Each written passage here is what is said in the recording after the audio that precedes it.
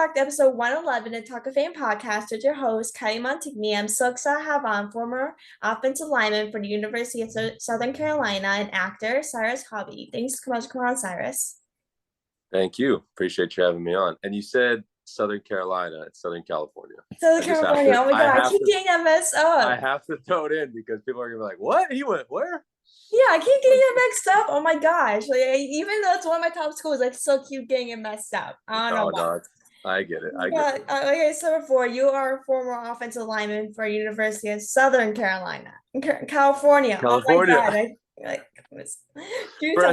We could just say USC. We could just say USC. USC, yeah. So what made you decide to pursue your football career at USC and other D1 schools? So in high school, I used to be pretty good at football, and I hate being that guy, but I was so sweet in high school. But I had a lot of offers, mainly West Coast schools, and USC. So I'm from Arizona.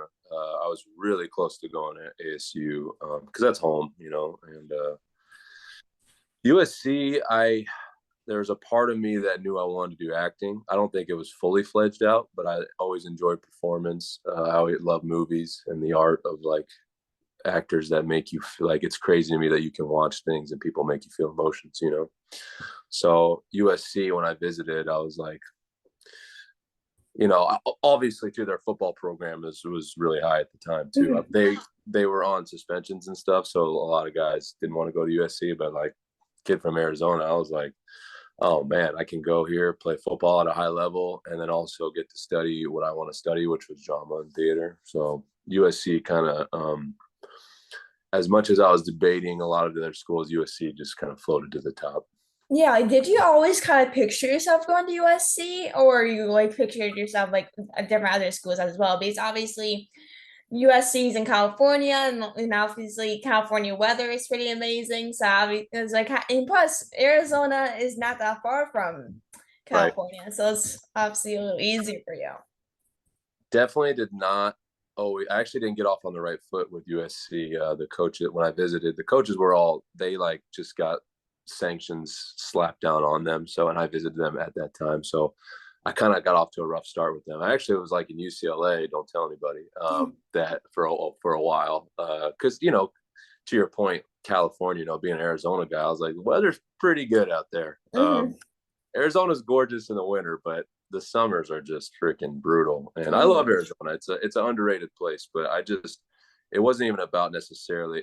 I think it was more the program and more the just making sure that I'm not making a purely football decision, because at that time, you're talking to a young 17, 18-year-old kid that's really, really engulfed in football, just thinking, I'm going to be in the NFL, I'm going to do all these things. Luckily, I had good guidance around me, my family, and coaches and friends that were like, make sure you look at the big picture, take everything into account. So I had time. I got recruited early in high school too, by like sophomore year. I was fortunate enough for that. So it let me get to like really think about things in perspective. Like, okay, what do you really want to do in life? I know football right now you think is what you're going to do, but like in case, not even in case it doesn't work out, just like you need to have a bigger repertoire than just banging your head against other grown men. Yeah, exactly. And like at that age, like obviously I'm a sophomore right now, and like I'm thinking myself, I'm already thinking about like what I want to do in college, and I'm only a sophomore in high school, and even people are like, oh my God, it's too early, but it's never too early to think about college. Like you said, you got recruited in your sophomore year. Like how did that like process come about in terms of kind of figure out like, what you want to do in college and what you want to pursue in the future? Because obviously for me, I am like kind of like figure myself out. I'm like, what do I want to do? Like I have an idea, but I'm like, okay, wait, do I actually want to pursue this? I still don't really know what I'm trying to do. No, I'm just, you're at a perfect, sophomore year. For me at least, like I loved high school. I know not everybody has great high school memories. I have great high school memories. Sophomore year, those middle years are fun. Sophomore, junior year, because you're not fresh and you're not leaving yet. So you're still like, I feel like you're kind of, molding and figuring out who you are at those times. And I know I certainly was. I mean, obviously football was something that was a big part of my life, but I think over those 2 years, I took some theater classes. I knew I liked movies, so there was this little thing in me that was like, there's another world within you that you want to be into. I just, it's hard to. I don't think you're going to figure out what you want to do, and you don't need to figure out what you want to do Mhm. the rest of your life. I think you just want to figure out like what would I at least like to challenge myself with, and that comes with like thinking about a school, or if you want to move out of state, if you want to move down the street, or a subject. It's like, what challenge do I want to take on? Because you'll come out better whether you succeed or fail. Those words are thrown around a lot, but it's like, I think you just, yeah, I don't know. Now I'm babbling on, but Yeah, so like while in high school, you were first team All American, first team All Region, and first team All City as a junior and senior. Like, what were the kind of the biggest obstacles you had to achieve in terms of winning those awards and becoming a better player? ooh, well, Arizona is the football scene in Arizona is amazing now. I mean, when I was Mm, going, it was amazing too, but now it's really become a hot spot. People from California or the South might give you crap, but one of the things that I'm thankful that I did those years to challenge me was going against the best talent. mhm. And that's something I stress to everybody that's want a football player. If I'm doing acting now or anything you're doing, you should definitely be surrounded by the best people. Like, look at people that you admire or whatever. Try to get on. I mean, so for football, for example, I went to this camp. This is actually sophomore year, but junior year too. And I went to this camp in New Jersey, and it was like the best guys from all around the country.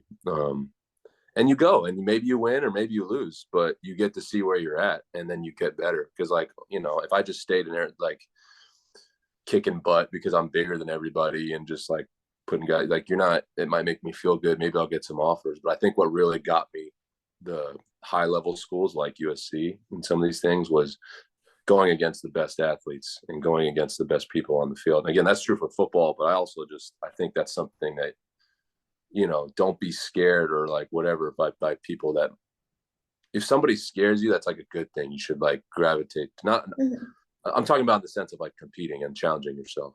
Yeah. You should gravitate towards that because there's something in you that wants to overcome that.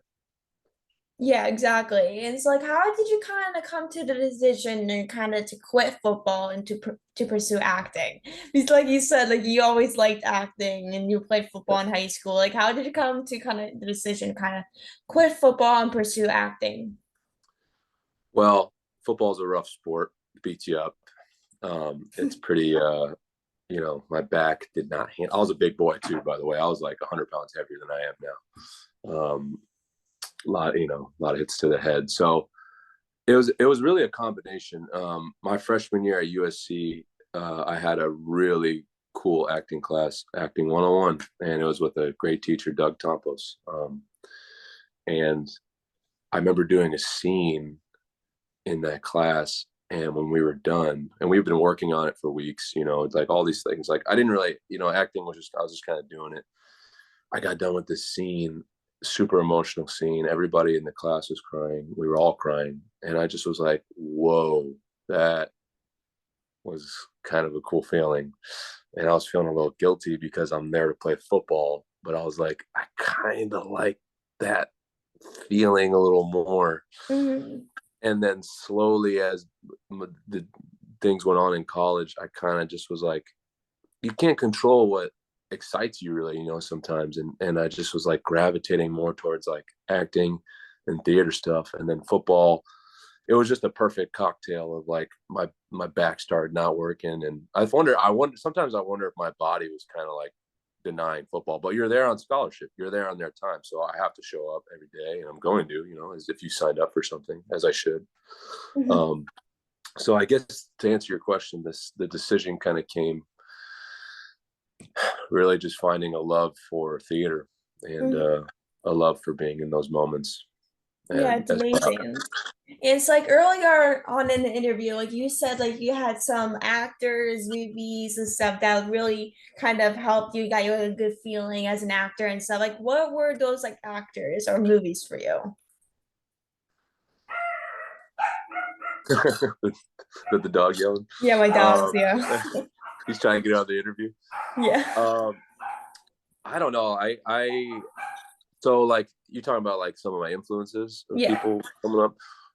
Two big ones for me are Jim Carrey and Chris Farley.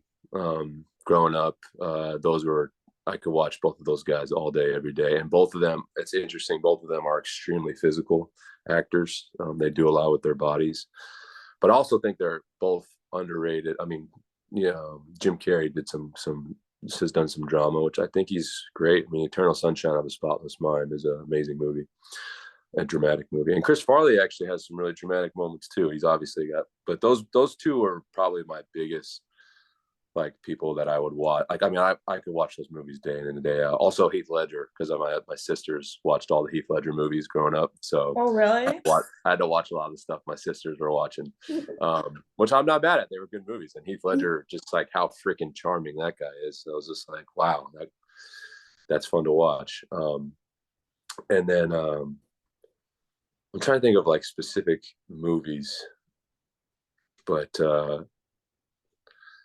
there's a lot. I don't know. That's a good question. As far as like inspiring.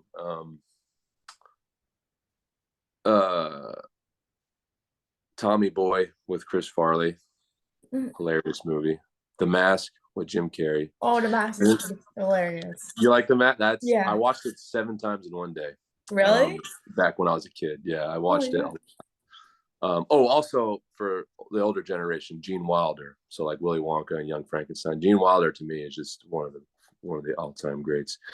And then I think everybody remembers, at least my generation remembers when they saw The Dark Knight with Heath Ledger, the Joker, and that was like, whether you're an acting person or not, you just saw that, you're like, what is this? Like, they took a cartoon thing and they made it real and gritty and grounded. That was huge. So yeah, obviously a lot of male influences. I feel like I had some female influences as well. Those have come more recently, actually. I've been I've been blessed to get to work with some really cool actors and actresses that have just helped me blossom. So I'm sorry, I keep rambling on and not answering your question. Yeah, you're fine. You're fine. Okay. And like I wanted to ask you, like this, like he's being stuck in my mind right now. Like, did you see that this rock movie? It's like a football movie. Like I forget what it's called. That used to be my favorite movie a couple years ago. With The Rock, you said? Yeah. Was it the Gridiron Gang? What was that? The Gridiron Gang, where he's a coach? No, the movie where he's like a QB in college, or is it the Tooth Fairy one? Or oh no, that's the one. He's the Tooth Fairy. Like he's a Tooth Fairy and he plays hockey or something like that. It's like a movie where he's like QB in college, and like his daughter shows up and basically just out of nowhere, and his daughter shows up and was like, "Hey, I'm your daughter. You know about her." Oh, I know exactly what movie. I actually never saw the movie, but I know what movie you're talking about. And it's not Tooth Fairy. That's like Vin Diesel. Yeah, that's a different movie. That's when he's like playing like hockey and stuff. Right? Is it like Comeback something? Yeah, Comeback. Yeah, I think so. Yeah. Is that what it's called? Huh? Is that what it's called? Yeah, I think so, or something like that. I forget. I could look at it. Like it used to be my favorite movie of all time a couple years ago. Yeah. So I was wondering if you saw the movie since it was based on football and stuff. So I was wondering. I didn't see it, but I will give you a fun little anecdote about that. I got to work with The Rock fresh out of college on a show called Ballers. And we were talking, and he told me that he freaking tore his knee on that movie because he like tried to do his own. I think that's like that movie was like the last movie where he like really did a lot of his own. I mean, he still does a lot of his own stunts, but he like was feeling good because he used to play football, and he like he rolled out as a quarterback and like totally messed up his knee, and they had to pause the movie and get it fixed. So oh yeah, like what was that experience like working with the Rock? Because like I'm such a big, huge Rock fan, and like he's amazing. And I actually like I think I was like a month or two ago, like his new movie. They had a premiere in New York. While I was in New York, I went to saw like the premiere. Black Adam. So like I was wondering like what was your kind of experience like working with them? Amazing. I call him Papa. No, I'm just joking. really amazing dude. It's like, it almost like makes you mad. You're like, God, and he's nice. You're like, what does this guy not have? He was extremely, so I got to work with him, and then his company hired me to work on another show that they did, the one that's out now, Young Rock. Oh, I was you're in the wrong. first season of that. I had a small part. He's an amazing guy. Talk about, like, we were saying surrounding yourself by the best, like, totally humbled working next to him. He is just, talk about somebody who carries himself the way that, like, whether you're a guy, girl, whoever, you're just like, that's a man that knows what he's doing. I mean, he just commands presence. Obviously, he's a big guy, but just as who he is, and he's just very friendly and has a great team around him. And we were, weirdly enough, me and him actually had the same coach. So one of my coaches at USC was Coach Ed Ogeron, and The Rock, when he played football at Miami in the '90s, was coached by Ed Ogeron. So we got to connect on that regards, and I think it helped him, like, open up to me a little more, because he's like, oh, okay, I'm sure he gets bombarded. He does get bombarded with people, I will tell you. He's a professional. He is like the professional of professionals. That guy is, talk about just like, I want to get to, like, even a quarter of what he's been able to do in his life. I mean, he just dominates everything he does. So Exactly. Are you still in contact with them, or are you like that's like you don't really talk to them? actually, I just missed a call from him. I gotta get hop on it too. No, I'm just messing. I don't think anybody stays in contact with him like that. I got a few more things to do till I'm on that level. But it was cool that they remembered me from Ballers to Young Rock. And I mean, I'm so super blessed for his I think it's $7 production is his production company, that they reached out to me, because I got to go to Australia in the middle of COVID, and that's an experience that I haven't had like any others, and get to work. Traveling to work is an amazing thing. So The Rock, no, I don't have contact with him like that, but maybe one day I'll have him in my phone. You may never know, man. You may never know. So, in terms of acting, you have reprised your role as the bodyguard in General Hospital. Like, did you ever kind of think you would make a kind of like a comeback to your role in that show? No, I mean, no idea with General Hospital. I was, uh, I shot a bunch of things for them, and then I just didn't hear from them for months. And I was like, okay, I guess he's done. And then sure enough, I get a call and got to shoot a few more episodes with them. And that's been a fun. I love the General Hospital cast and that crew. I mean, it's a well-oiled machine. I mean, it's been around since 1963, I think, was the first Mhm. episode, which is crazy that anything is still on TV being that long. Yeah, I So know. like getting the experience to be a part of something like that, you're like, whoa. And as an actor too, it's extremely uh, good for training, like, because Mhm. everything's just fast. You're just moving, and you don't have time to really, like, think. You're like, oh, I want to do it like this. Like, no, you just go, and it's Mhm. really good. It's really good training for any actor. So very, very, very thankful and humbled to have gotten the opportunity to work with General Hospital. Like, did you like watch the show before like you appeared on it, or is it something you kind of watch like when like you kind of appeared on it?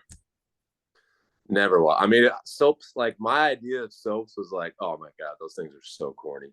Um, and then once I got to work on it, I was supposed to be just a 1 day guy. I had no lines. I didn't even. And we did the scene, and the producer Frank Valentini, I think his name. I can't think of his last name right now, but came up. He said, "Hey, we want to use you more." I said, "I don't believe you," and then surely enough, they did. And now I've watched a lot more stuff. I mean, soaps that people call them the stories. I've learned to, like, have a new love and affection, especially after watching some of these actors on there. They freaking Kylie, oh my gosh, they have like pages and pages and pages that they do in a day, and you're just like, I was lucky. I'm the big brute. I get to come in with a few lines here and there. These guys they're pumping out dialogue and monologues. So it's very humbling. Again, I keep using that word humbling because it's very real to me. Like, I keep thinking I'm good, and then I show up to places. I'm like, whoa, oh, that's what being a good actor is. Okay. that's a very cool experience. And so, like, you got to be featured in a music video called "Hello Anxiety" for Rolling the Soup, in which you had to do like, some dancing in the music video. Like, did you have to do like rehearsals for the dance scene or the music video itself? Oh yeah, yeah. Me and Scotty Felix, my creative partner, and he's a director, and he also went to USC and played football as well. He's a year younger than me. Um, that's part of our production company, and Bowling for Soup reached out to us to want to do another video, and so for that, we wanted to do the dance number at the end, and we're like, well, do we have any choreography? And I had just got off a project where I was dancing. I was like, I got some moves we could maybe throw around. So credit to Scott Felix for and the boys in the line. We spent like we had a couple rehearsals of that and put it together. And me and Scott are not choreographers, but we played team sports. We know how to do drills. It's amazing how a lot of this stuff like can overlap. You know, you don't want to. I don't like to connect them so much, but there are a lot of things that go hand in hand with like training and prep and all these types of things. So when it comes to dancing, it's just like there's obviously free flowing movement and improv and stuff, which is another art form and fun to do. But for those things, it's like get in there, get these reps in. No, none of those guys are really that good at dancers, but we made it work. So I'm glad you liked it. Yeah, and like, did you like do like like a YouTube thing for like off Brad Pitt or something for Bowling the Soup? Yeah, that was our first music video we did. It's titled "I Want to Be Brad Pitt," and is pretty funny because I just got off working on the movie that's called Babylon that's coming out soon, and I had some scenes with Brad Pitt, and then Scott got a call for a script for a song titled "I Want to Be Brad Pitt," and he was like, "I don't know about this." I was like, "Dude, it's pretty funny. Maybe we should just give it a try." And I'm glad we did. I love Bowling for Soup. I mean, those guys are part of my childhood nostalgia right there. I mean, 1985 alone, they're forever in my hearts. So we were just excited to like. It's cool. Like if you told me in freaking 2000 when I was a little kid when it jammed into woo hoo hoo that I was going to be in a music video for these guys like 20 years later, like I would be like, what? So the opportunity that we got to do two for them was just amazing. Those guys are really awesome. I love all those guys for Bowling for Soup. And like obviously like you did like a video for Brad Pitt. Like kind of like what did like you said like you worked with Brad Pitt in your upcoming movie. Like what was it kind of like working with Brad Pitt in like your role? Freaking movie star. Movies. I mean, that guy, similar with The Rock, like the kind of presence that a guy like that has when he walks on, you're like, oh, okay, got it. You know, you just like you have all these things in your head, we all have our connections with these people, and then when that guy walks on set, total professional, extremely nice.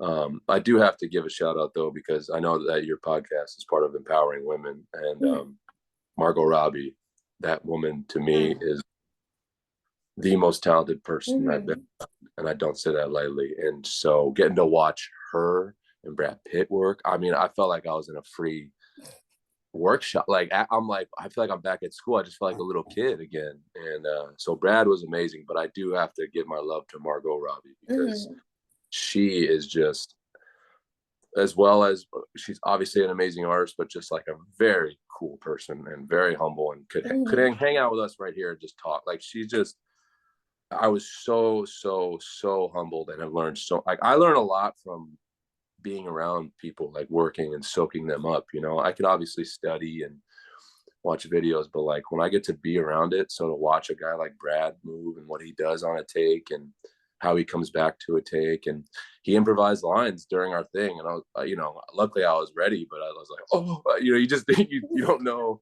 what's gonna happen. So sorry, I'm getting all excited recalling some of these things. Yeah, like Margot Robbie and Brad Pitt are seriously amazing. And I literally watch so many Brad Pitt movies basically weekly. That's absolutely crazy. And I love like my favorite movie of his is probably Moneyball. Moneyball is so amazing. Like that I watch that all every like when I see I'm like I need to watch this movie. And like they both Margot Robbie and Brad Pitt are seriously amazing. And like the way they do what they do as an actor and the things they do as well are seriously incredible. For real. And they both have done really cool sports movies. I mean, Mhm. Moneyball was amazing. And then she did I, Tonya, Mhm.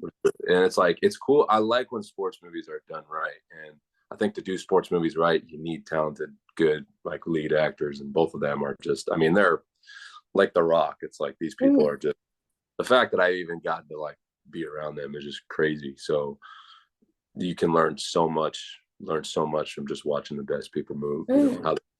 Yeah, absolutely. So you just finished a new filming a new short film called The Florida Never Woods, right? Yes. And what can like you kind of tell us so far about your role in film? Um, I play a role of kind of that like kind of that guy you don't want to hear from in your day, but you need to, you know. Some people call it an agent, or just like that person in your life that's kind of on you that you don't want to hear, but they're kind of right. The story was really cool. It's I got to do it with some friends, I mean, when I'm not working and stuff, like short films, the any opportunity to get in front of the camera is just a great one for me. So that was a really cool production to be a part of in that story. You know, it's a story about artists, tortured artists, and it's a period piece, which I like. You know, '70s. And I had long hair and flow for that, and they the my friend. It was funny too. It's kind of like people you see over the years, and like my friend TJ Shaw, who's the star of it, you know, asked me to do it. His brother Chris Shaw was the director. We got to work with Michael Bailing from All American, who's great. He's phenomenal. Trevor Hollander was the DP on that, and just like just getting together with other people that are trying to do this thing that we're all out here in this rat race. It's really fun. So that was a really cool experience. I also have to quickly give a shout out to our DP for Sunflower that works with Scott, Corey Gare. He is an extremely talented cameraman and has taught me.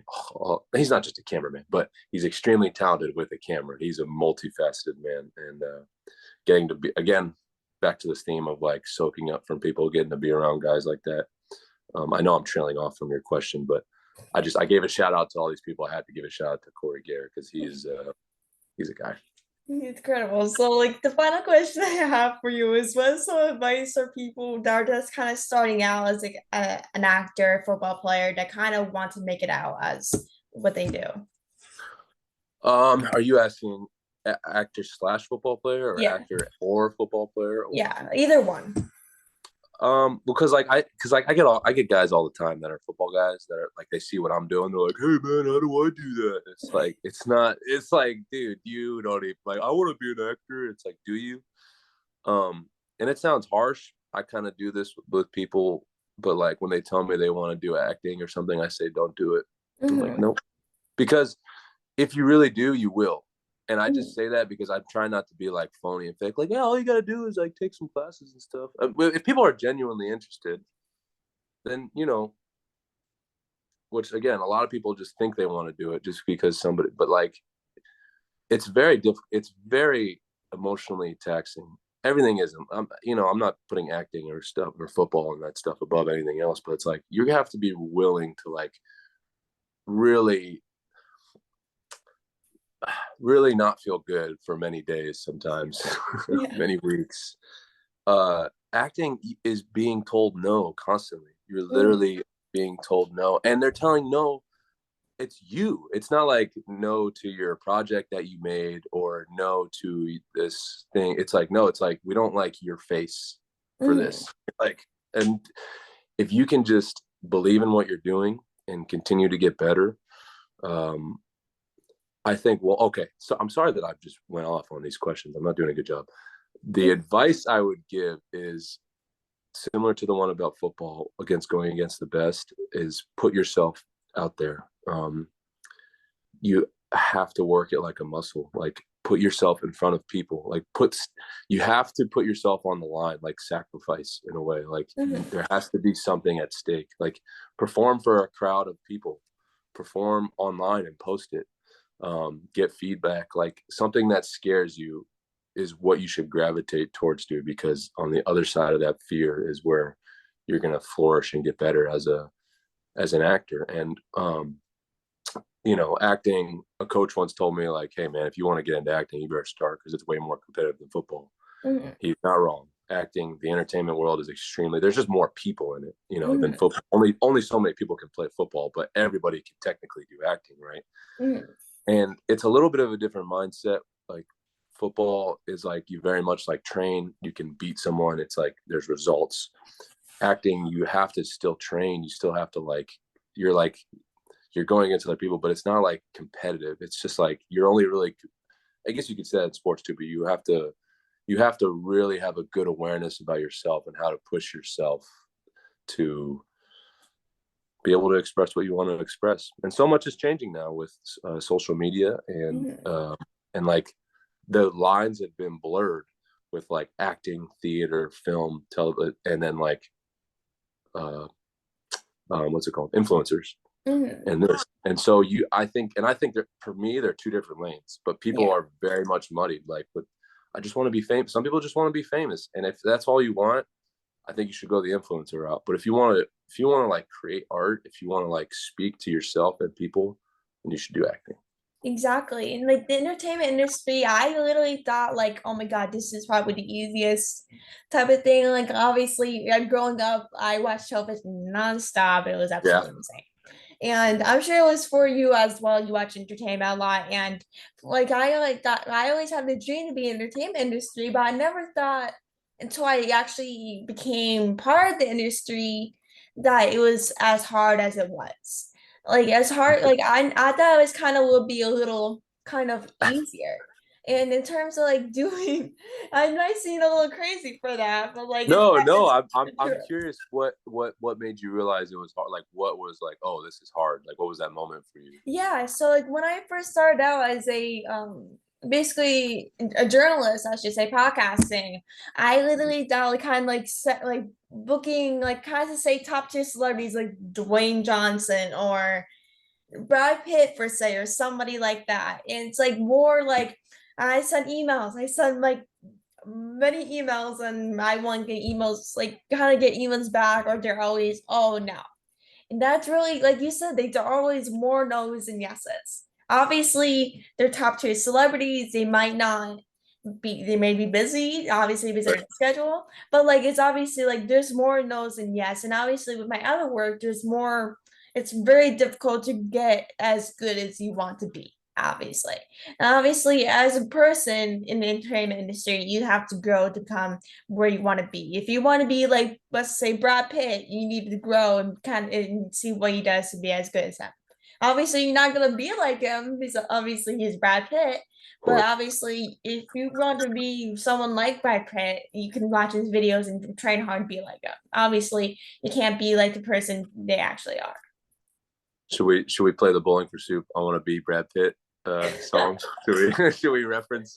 Yeah, we should. We should. No, you're making a great point. Is like, it's good to have these references, but you got to be you. And I applaud you for sticking with it and working on this podcast and these type of things. You just have to keep molding, keep trying, keep failing, keep failing. I love that idea of like keep failing. And in an athlete world, that's not a thing. They're like, no, you don't fail, you win, you succeed. Mhm. I think that's when you get better, is like you just keep failing, because then you just learn. You learn from it.